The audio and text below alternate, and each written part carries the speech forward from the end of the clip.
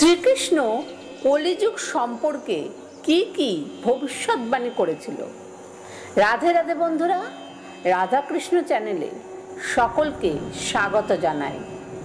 আজ থেকে হাজার হাজার বছর আগে অর্থাৎ দাপর যুগ ও কলিযুগের সন্ধিক্ষণে ভগবান শ্রীকৃষ্ণ পঞ্চ পাণ্ডবকে উদ্দেশ্য করে 5টি ভবিষ্যৎবাণী করেছিল কলিযুগ সম্পর্কে। আর এই ঘটনা লিপিবদ্ধ করা হয়েছিল উদ্ভব গীতা গ্রন্থে। বলাই বাহুল্য, ঈশ্বরের বাক্য কখনো বিফল হয় না। আর তাই আজ এই ঘোর কলিযুগ এসে সেই 5টি ভবিষ্যৎবাণী মিলে গিয়েছে অক্ষরে অক্ষরে। আপনাদের এই তথ্যের মাধ্যমে জানাবো পঞ্চ পাণ্ডব ও ভগবান শ্রীকৃষ্ণের মধ্যেকার যে ঘটনাটি, যার মাধ্যমে কলিযুগ সম্পর্কে চমকে যাওয়ার মতো 5টি ভবিষ্যৎবাণী করেছিলেন ভগবান শ্রীকৃষ্ণ। সময়টা দাপর যুগের শেষ ভাগে। কুরুক্ষেত্রের যুদ্ধে অতিক্রান্ত হয়েছে বহু বছর। হস্তিনাপুরে পঞ্চপাণ্ডব মিলে রাজত্বও করেছে বহুকাল। আর অন্যদিকে দরজায় কড়া নাড়ছে ভয়ঙ্কর কলিযুগ। এমনই এক সময় পঞ্চপাণ্ডব একদিন ভগবান শ্রীকৃষ্ণকে প্রশ্ন করেছিলেন, হে মাধব, আমরা শুনতে পেয়েছি কলিযুগ আগত প্রায়, কিন্তু কলিযুগের বৈশিষ্ট্য সম্পর্কে আমরা খুব ভালোভাবে অবগত নই। আপনি দয়া করে আমাদেরকে কলিযুগ সম্পর্কে ধারণা প্রদান করুন। পাণ্ডবদের অনুরোধে সত্ত্বেও ভগবান শ্রীকৃষ্ণ সরাসরি তাদের প্রশ্নের উত্তর প্রদান করলেন না। তিনি বরং বললেন যে, হে পাণ্ডব পুত্রগণ, এখন আমি এখান থেকে 5 দিকে 5টি তীর নিক্ষেপ করব। আপনাদের কাজ হবে সেই 5টি তীর কুড়িয়ে নিয়ে আমার কাছে আবার ফিরিয়ে আনা। তবে তার কুড়িয়ে আনার সময় আপনাদের চারপাশে কি ঘটছে তা অবলোকন করতে হবে। এই তীর ফিরিয়ে আনার পর আমি আপনাদের প্রশ্নের উত্তর দেব। পাণ্ডবগণ সানন্দে শ্রীকৃষ্ণের কথায় রাজি হলেন এবং শ্রীকৃষ্ণ তার ধনুক দিয়ে 5 দিকে 5টি তীর নিক্ষেপ করলেন। আর এর সাথে সাথে পাণ্ডবগণ বেরিয়ে পড়লেন তীরগুলোকে কুড়িয়ে ফিরিয়ে আনার জন্য। অল্প কিছুক্ষণের মধ্যেই পাণ্ডবদের প্রত্যেকটি একটি করে তীর হাতে নিয়ে ফিরে এলেন শ্রীকৃষ্ণের দরবারে। উৎসুক পাণ্ডবদের প্রশ্নের উত্তর দিতে ভগবান শ্রীকৃষ্ণ এবার জ্যেষ্ঠ পাণ্ডব যুধিষ্ঠিরকে প্রশ্ন করলেন, বলুন ভ্রাতা যুধিষ্ঠির, আপনার আমার নিক্ষিপ্ত তীরখানি কুড়িয়ে আনতে গিয়ে আপনি কি কি দেখতে পেলেন? যুধিষ্ঠির উত্তর দিলেন, হে গোবিন্দ, আমি তীর খুঁজতে গিয়ে এক অতিশয় সুন্দর হাতিকে দর্শন করেছি। হাতিটি জলাশয়ে দাঁড়িয়ে জলকেলি করছিল, কিন্তু আশ্চর্যের ব্যাপার হচ্ছে হাতিটির সুর ছিল 2টো। এই ঘটনার সাথে কলিযুগের কি সম্পর্ক? ভগবান শ্রীকৃষ্ণ মৃদু হেসে জবাব দিলেন, হে ধর্মরাজ যুধিষ্ঠির, আপনি যে 2 সুর বিশিষ্ট হস্তিটিকে দর্শন করেছেন তা কলিযুগের মানুষের দৃষ্টিচারিতার প্রতীক। কলিযুগের বেশিরভাগ মানুষ হবে মিথ্যেবাদী এবং স্বার্থপর। তার মুখে এক কথা বললেও কর্মক্ষেত্রে সম্পূর্ণ ভিন্ন থাকবে, অর্থাৎ কথা, প্রতিশ্রুতি এবং কাজের মধ্যে কোনো মিল থাকবে না। শ্রীকৃষ্ণের কথা শেষ হবার পরেই মধ্যম পাণ্ডব ভীম বললেন, হে দেবকী নন্দন, আমি যখন আমার নিক্ষিপ্ত তীরটি ফিরিয়ে আনার জন্য জঙ্গলে প্রবেশ করেছি, তখন আমি এক অতি মনোরম গাভী ও তার বাছুরকে দর্শন করেছি। আমি দেখেছি বাছুরটি পরম তৃপ্তি সহকারে গাভীটির স্তন থেকে মাতৃদুগ্ধ পান করছে, আর গাভীটির পরম মমতায় তার বাছুরটির শরীর লেহন অর্থাৎ চেটে দিচ্ছে। কিন্তু দুঃখের বিষয়, মা গাভীটি এতটাই তীব্রভাবে বাছুরটির শরীর চাটছে, তাতে বাছুরটির শরীরের চামড়া ছুলে যাচ্ছে এবং সেখান থেকে রক্তক্ষরণ হচ্ছে। এখন আপনি বলুন কেশব, গোমাতাও বাছুরের এই কাহিনীটির সাথে কলিযুগের কি সম্পর্ক? ভগবান শ্রীকৃষ্ণ আবারও তার সেই ভুবন ভোলানো মৃদু হাসি হেসে বললেন, ভ্রাতা ভীম, আপনি যে গাভীটিকে দর্শন করেছেন সেটি কলিযুগের মাতা পিতাদের একটি প্রতীকী রূপ।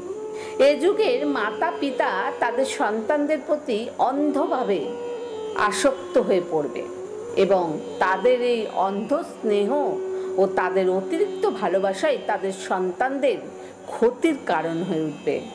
এর ফলে সন্তানরা হয়ে উঠবে বিচার বুদ্ধিহীন ও পরনির্ভরশীল এবং একসময় তারা অসৎ পথ গমন করতেও পিছপা হবে না। মোট কথা, পিতা মাতার এই অন্ধ স্নেহই আগামীতে সন্তানের স্বাভাবিক ও সুস্থ জীবনযাপনে বড় বাধা হয়ে দাঁড়াবে। অন্যদিকে মা গাভীটি যেভাবে তার বাছুরটির উপর অতি স্নেহে আসক্ত, তেমনি কলিযুগেরও পিতা মাতাদের তাদের সন্তানদের প্রতি আসক্ত এতটাই বেড়ে যাবে যে পিতা মাতারা তাদের জীবনের অন্য সব সম্পর্কের প্রতি অন্ধ হয়ে যাবে। ভীমের প্রশ্নের উত্তর দেওয়ার পর ভগবান শ্রীকৃষ্ণ এবার জিজ্ঞাসা দৃষ্টিতে তাকালেন অর্জুনের দিকে। অর্জুন বললেন, হে মাধব, আপনার নিক্ষিপ্ত তীর কুড়িয়ে আনতে গিয়ে আমিও এক অদ্ভুত ঘটনার সাক্ষী হয়েছি। তার তীর অন্বেষণ করতে করতে আমি নদীর তীরের সামনের দিকে এগিয়ে যাচ্ছিলাম। এমন সময় নদীতে ভাসমান একটি দুর্গন্ধযুক্ত মৃতদেহ আমার দৃষ্টিগোচর হয়। আমি দেখতে পাই সেই মৃতদেহের উপর বসে একটি শকুন সেই মৃতদেহের পচা মাংস খুবলে খুবলে ভক্ষণ করছে। তবে অবাক করার মতন ব্যাপার হচ্ছে, সেই বাছুরটির 2 ডানার উপরে স্পষ্ট অক্ষরে লেখা রয়েছে মহাপবিত্র বেদ মন্ত্র।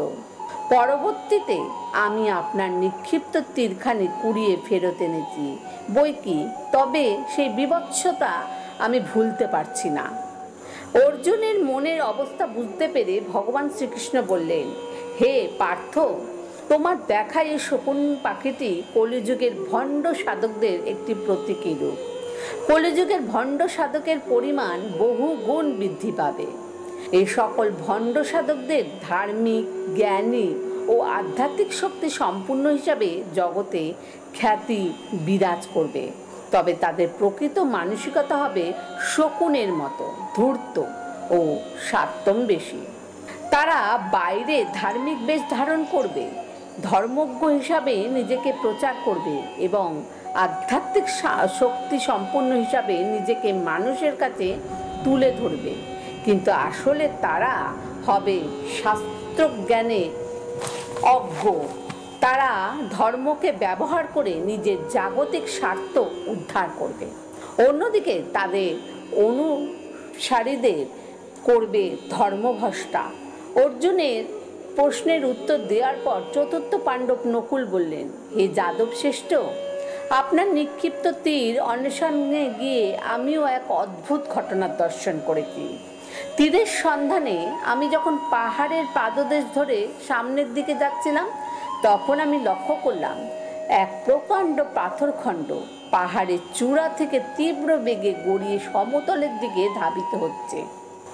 পাথরখণ্ডটি এতটাই ভারী ছিল যে পাহাড়ের উপরে মোটা গাছগুলোও সেটাকে আটকাতে পারছিল না। বড় বড় গাছের ধাক্কা খাওয়ার পরেও পাথরখণ্ডটি গতি কমছিল না। সব কিছুতেই লণ্ডভণ্ড করে পাথরটি প্রচণ্ড গতিতে পাহাড়ের পাদদেশ দিকে এগিয়ে আসছিল।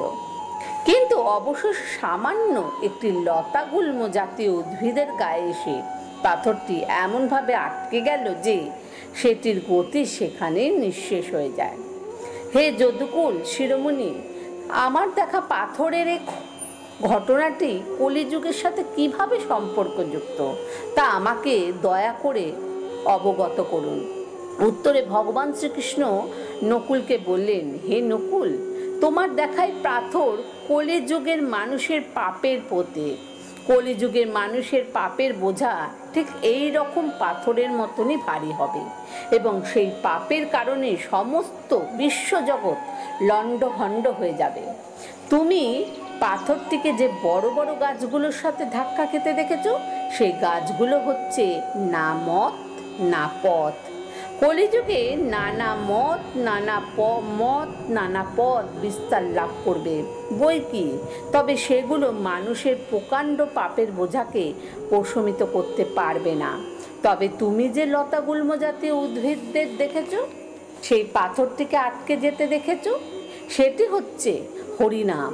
অর্থাৎ কলিযুগের একমাত্র আমার শরণাপন্ন হলেই কেবল মানুষ তার পাপের বোঝা থেকে মুক্ত হতে পারবে। নকুলের প্রশ্নের উত্তর দিয়ে এবার ভগবান শ্রীকৃষ্ণ সহদেবকে প্রশ্ন করলেন, এবার তুমি বলো সহদেব, আমার নিক্ষিপ্ত তীর খুঁজতে গিয়ে তোমার কি অভিজ্ঞতা হলো? সহদেব বললেন, হে ভগবান, আপনার ছোড়া তীর খুঁজতে খুঁজতে আমি এক গভীর জঙ্গলে প্রবেশ করেছিলাম। সেখানে আমি হঠাৎ তৃষ্ণার্ত বোধ করি এবং জলের উৎসের সন্ধান করতে থাকি। এক পর্যায়ে আমি দেখতে পেলাম জঙ্গলের গভীরে সারি সারি কুয়ো। আমি একটি কুয়ো থেকে নিজের তৃষ্ণা নিবারণ করলাম, কিন্তু পরক্ষণেই আমি খেয়াল করলাম সবগুলো কুয়ো থেকে জলের ধারা উপচে পড়ছে, কিন্তু একটি কুয়ো একেবারেই শুষ্ক ও জলহীন।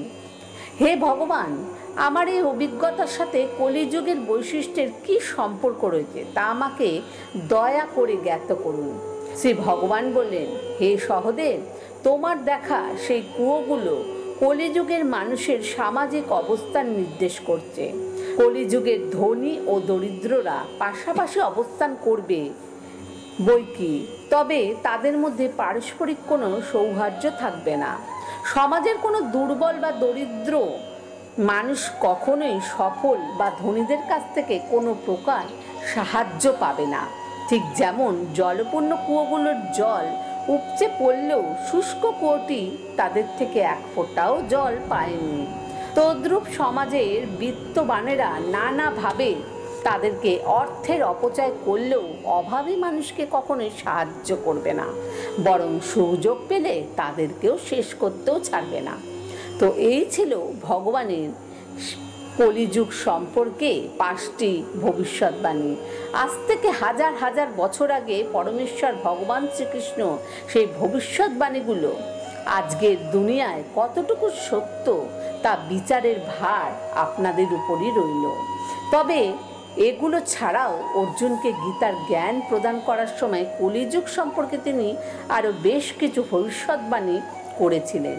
শেষে গীতার শেষ ভাগে কলিযুগ সম্পর্কে ভগবান শ্রীকৃষ্ণের এই ভবিষ্যৎবাণীগুলো দেখতে পাওয়া যায় এবং বলাই বাহুল্য ভগবান শ্রীকৃষ্ণের করা সেই ভবিষ্যৎবাণী এখন অক্ষরে অক্ষরে কলিযুগ সত্য সম্পর্কে গীতায় বলেছিলেন। ধর্ম সততা পাচ্ছিল না, সহশক্তি এবং ক্ষমতাশীলতা, আয়ু, শারীরিক ক্ষমতা এবং স্মৃতিশক্তি সবই কলিযুগের সময়ের সঙ্গে সঙ্গে হ্রাস পাবে।